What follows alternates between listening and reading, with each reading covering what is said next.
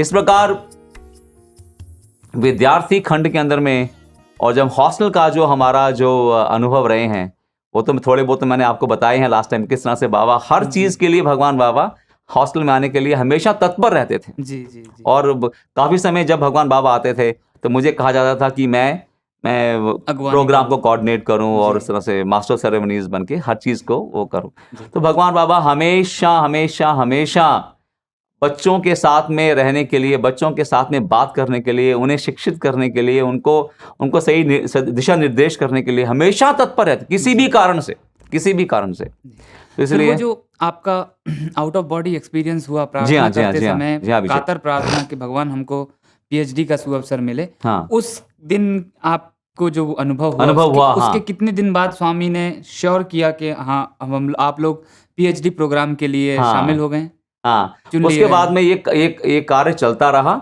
उसके बाद भगवान बाबा ने एक दिन पीएचडी जो रिसर्च स्कॉलर जो हम 7 लोग थे और हमारे जो वाइस चांसलर थे, जो रजिस्ट्रार सर थे नरसिम्हन सर, अच्छा। उन सबको बुलाया और हमको बोला गया कि हम सब अपने वाइस चांसलर से मिले उनके उनके ऑफिस में जाके, और जी। क्या हम टॉपिक करना चाहते हैं वगैरह वगैरह। उस प्रकार से उन्होंने फिर हमारे लिए गाइड हमारे लिए उन्होंने निश्चित किए कि कौन किसके अंडर में वो करेगा। तो हमारे जो गाइड थे वो थे हमारे प्रोफेसर राधा स्वामी। अच्छा। और राधा स्वामी सर के साथ में तो बहुत ही हमें आनंदित तरह से हमने पीएचडी किया, क्योंकि भगवान बाबा के अनन्य भक्त, जी। इतने बड़े स्कॉलर, इतने बड़े ऑथर, जो उनकी किताब है ऑन फाइनेंशियल अकाउंटिंग, वो तो पूरे देश के अंदर में बाइबल मानी जाती है अकाउंटिंग के एग्जाम्स पास करने के लिए, अरे सी और वाह! एसडब्ल्यू और सीएस के लिए। तो वो ओहो! इतने बड़े स्कॉलर हैं, वो इतने बड़े अध्यापक हैं। तो उनके साथ में हमने किया, तो और भगवान बाबा के बहुत ही नज़दीक, भगवान बाबा के बहुत ही करीब। जी। इसलिए जब शाम का समय होता था तो उस समय भगवान बाबा जब आते थे बाहर अपना इंटरव्यू वगैरह देने के बाद में, तो अपनी कुर्सी में आके बैठ जाते थे बाहर, भजन हॉल में? अच्छा, बाहर भी? बाहर में। जी। और उस समय भगवान बाबा, राधा स्वामी सर और एक हमारे प्रोफेसर राममूर्ति सर और अनिल कुमार सर सामने बैठे ही होते थे। जी, जी, जी। बस फिर हमारा जो वार्तालाप शुरू होता, फिर जो मजाक शुरू होता, उसके बाद में जो जो कहानियां होती, मतलब वो कहना मतलब संभव नहीं है, पर बाबा हर विषय के अंदर में इंटरेस्टेड थे। वो अनिल कुमार सर से कहते हैं, हाँ अनिल कुमार एम समाचारम, मतलब वो शुरू हो जाते। कि कई बार ये होता था कि हम सोचते थे कि ये जो भक्त लोग जो हैं, जो एकदम निशब्द होकर भगवान के सामने हाथ जोड़कर बैठे हुए हैं, वो क्या सोचते होंगे कि हम किस बात के ऊपर में इतना वार्तालाप कर रहे हैं या हंस रहे हैं। तो मगर आप ये देखिए कि उस समय का जो समय है, जो हमारा पीएचडी का जो समय है, वो एकदम हमारे लिए कहते हैं कि वो बहुमूल्य, अमूल्य समय था हमारे लिए, क्योंकि हमारे पास में कोई फिक्स शेड्यूल नहीं था जी। और हमारे कोई क्लासेस नहीं थे रेगुलरली। तो हम कुछ ना कुछ अगर हमें बाबा कार्य देते तो हम करने में सक्षम थे, और हमारे पास अपना स्केड्यूल था अपना काम कार्य करने के लिए। तो वो समय हमारे लिए बहुत ही अच्छा रहा, क्योंकि स्पीचेस के लिए या ड्रामा के लिए या फिर भगवान बाबा की सेवा करने के लिए हम हमेशा ही बहुत तत्पर रहते थे, और भगवान बाबा ने हमें बहुत बहुत मौके दिए। जी। कभी भी डिस्ट्रीब्यूशन और प्रसादम का, तो हम लोग जो है फटाफट भाग के पहले डब्बे लेके आते थे भगवान बाबा के रूम से, और फिर डिस्ट्रीब्यूशन होने के बाद में, वितरण होने के बाद में जो डब्बे बच जाते वो हम अंदर रखने के लिए जाते। तो एक दिन ऐसा ही हुआ कि मैं और एक और स्टूडेंट जो थे, वो डब्बे कुछ 2 बाकी बचे हुए थे, और शाम का समय था, और आपको मालूम ही है कि भगवान जब आरती शुरू होती है शाम की, तब भगवान बाबा अपना हल्का सा भोजन करते हैं अंदर ही, इंटरव्यू रूम के अंदर में ही, और फिर आके भगवान बाबा जो है रेस्ट करते हैं, विश्राम करते हैं। तो भगवान बाबा के बाहर आने का समय, और ये डब्बे हम बाहर पड़े हुए हैं, तो हमको इनको अंदर भी रखना है।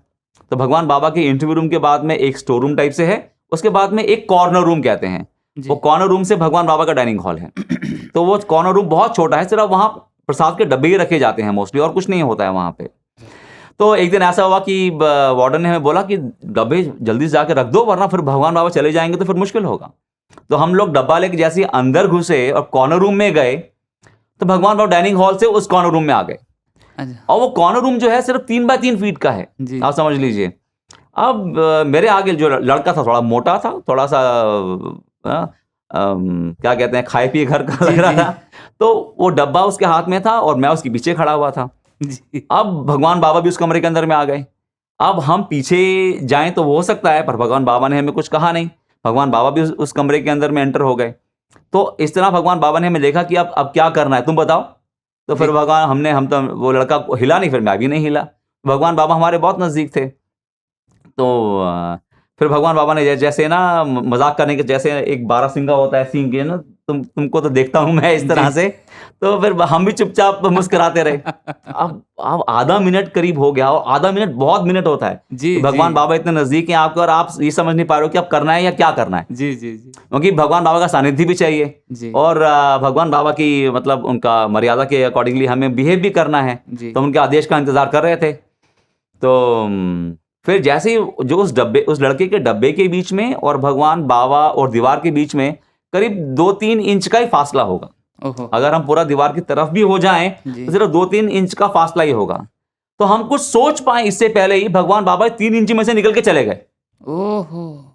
हमको समझ में नहीं आया कि भगवान बाबा उस 3 इंच में से निकल कैसे सकते थे, वो तो संभव ही नहीं था। पर हमारे सामने ही, हमारे इतने नजदीक ही बाबा इतने कम गैप में से निकल के आगे चले गए। फिर भगवान बाबा मुड़कर कहते हैं, मैं तो मक्खन की 2 परतों में से भी निकल सकता हूं, ये तो बहुत है। वाह! तो इस प्रकार के भगवान बाबा हमें कई बार हमें सुअवसर दिया करते थे।